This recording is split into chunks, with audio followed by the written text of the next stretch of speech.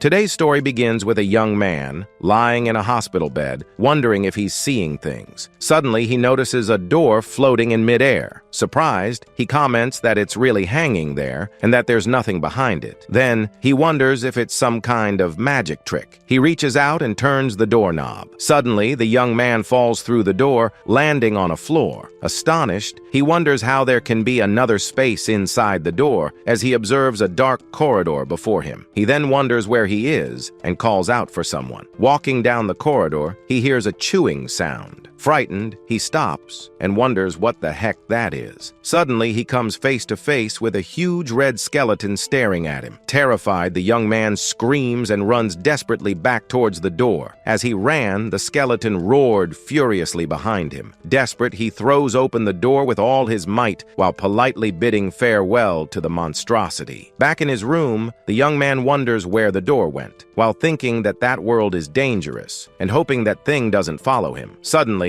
a message congratulates the human for awakening the world link skill. Confused, he wonders what that is, when suddenly a voice appears in his mind saying that it has finally found him. The young man wonders who is speaking. The voice tells him not to panic, as it's trapped in another world, communicating with him telepathically, and explains that the interdimensional communication it's using is limited, and if he doesn't want to die, he must do exactly what it says. The voice orders him to open his backpack and find a scary-looking statue. The young man wonders what statue it's talking about as he opens his backpack. Then, surprised, he asks if it's that one. The voice confirms, saying that it is the cursed statue of the evil Ghost King, and explains that someone placed it near him because they wanted to curse him, kill him, and steal his soul. But regardless, he survived. Suddenly, the young man feels a sharp headache as memories flood his mind. He realizes that this body belongs to a junior high student named Shen Ye. Immediately afterwards, the soul of the original owner of the body is destroyed by the statue's curse. At that exact moment, the voice reveals that it died from overwork on Blue Star, and that its soul traveled there and perfectly took over Shen Ye's body. The voice then explains that when that curse fails to kill, it grants unimaginable power, the accumulated power of millions of years of stealing souls, and then it orders him to summon the door again. Shen Ye wonders how to summon the door as he watches the statue turn to dust. The voice confirms that the door now belongs to him and that it can appear because of his world link skill. Then a message congratulates Shen Ye for his politeness in passing through the door,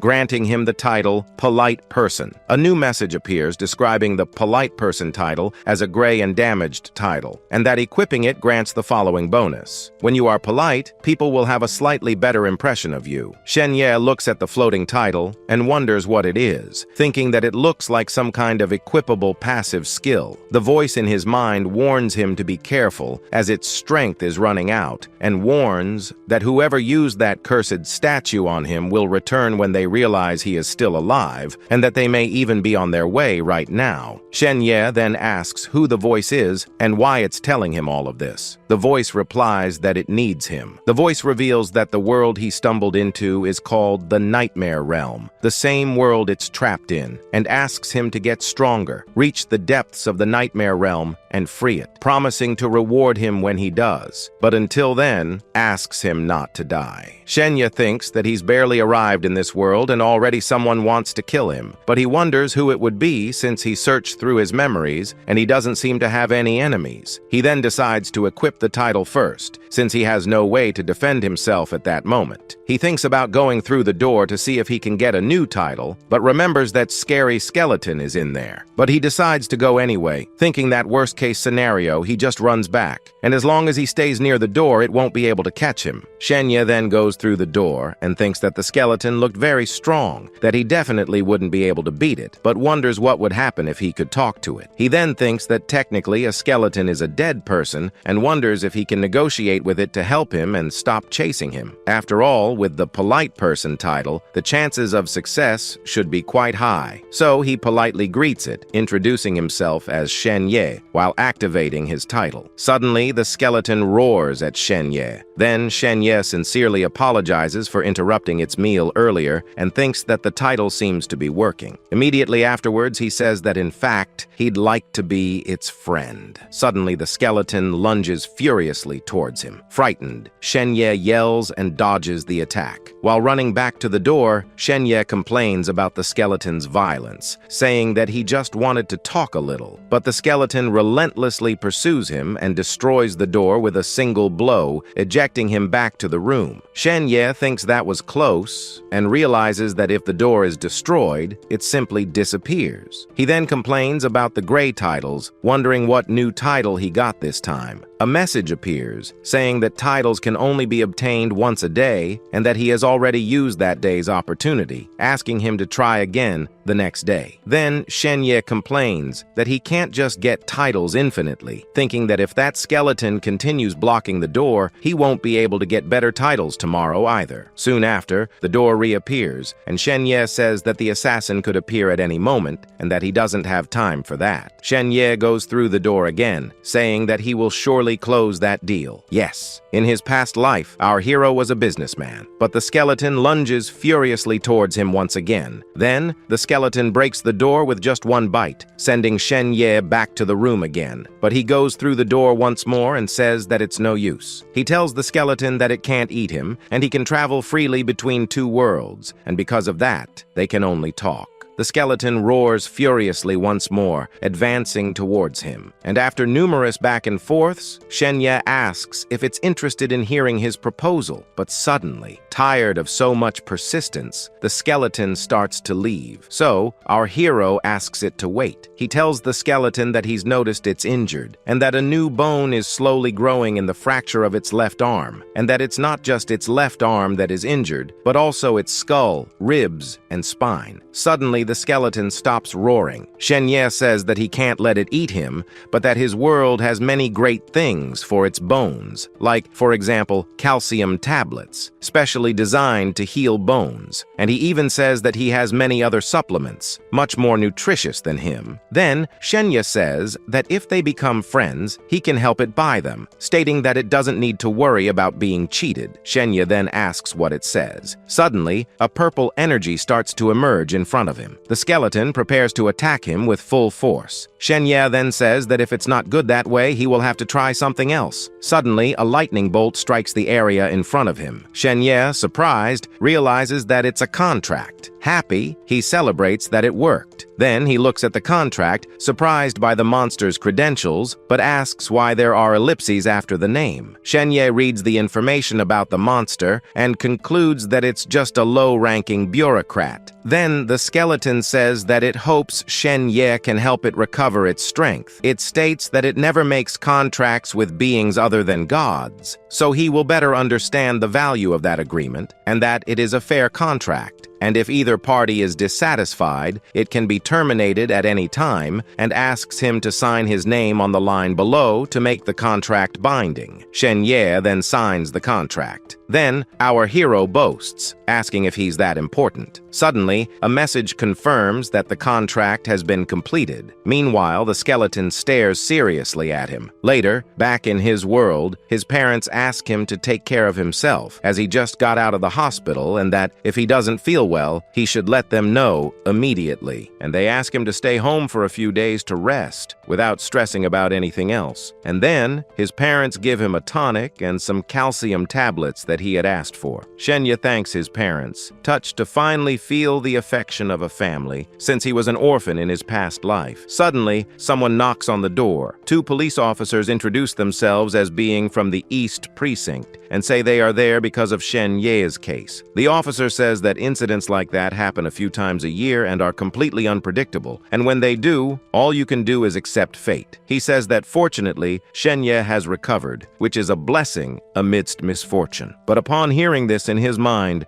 our hero states that in fact, the real Shenye was killed by some monster summoned by that curse. Shenye asks if the next time something like this happens, everyone should just leave it to fate. The officer then says that he knows he is upset, but that there is something he needs to tell him. He says that the higher-ups have decided that the hospital will be abandoned soon, and no one will be allowed to enter again, assuring Shenye that there will be no more victims. Shenye notices that the officer has 3 stars on his badge, which means he is a sergeant, and is impressed by his young age. Then he thanks the officer for telling him that, saying he is worried that someone is targeting him, but the officer says that he is just a junior high student with a simple social circle, and that they haven't found anyone who holds a grudge against him. Then he says goodbye, saying that's all for now, and that he has other duties to attend to, and that they won't bother him anymore. As they leave, Shenye thinks that the curse of the evil Ghost King statue is incredibly powerful, and that not only can the police do nothing about it, but even the government considers it problematic, concluding that even the police are afraid of it and prefer to keep their distance, but questions why someone would use something so powerful against an ordinary junior high student like him. Suddenly, the officer returns and calls him. Shenye asks what brings him back, and the officer hands him his card, asking him to call him directly if anything seems wrong. Shenye takes the card and reads the officer's name, Sergeant Luo Feichuan. He thinks that not everyone in the police is useless, and wonders if he can trust the sergeant, or rather, if he can really help him, since it seems that he isn't exactly following orders, and that if the police and the government can't do anything, what can a single sergeant do? Also, now that the news has spread that he is alive, whoever is after him won't let this chance slip, and he wonders what would happen if they went after his family. He concludes that he needs to get stronger as soon as possible. Shenye summons the door again and goes through it with a professional salesman's smile, calling for the skeleton. He says that he brought the pills it wanted and asks if it wants the tonic instead. Suddenly, the skeleton hands him a bright emerald green stone, saying that it wants the tonic that he possesses. A message appears, saying that as the battlefield acquisition officer of the 5th Division of the Skeleton Legion, the skeleton collected an inferior nightmare crystal from the giant skeleton's collection, a relic of an enemy, offering it in exchange for the tonic. And the skeleton explains that in the nightmare realm, war is the eternal theme, and all civilization and knowledge are about enhancing combat ability, and that crystal grants knowledge and skills to the user. Shenye then thinks that a crystal that grants knowledge and skills seems very cool, and accepts the exchange. Then, upon absorbing the crystal, Shenye learns the Deer Moonwalk, a primary movement of the Elven soldiers, a technique that allows the user to dodge, run, and deflect, and that the giant skeleton had created it during a war. Shenye then states that he never imagined exchanging a single tonic for an Elven movement technique, and that now he has a way to defend himself. Then, Shenye throws the calcium boxes to the skeleton, which takes all the supplements with its skeletal hand,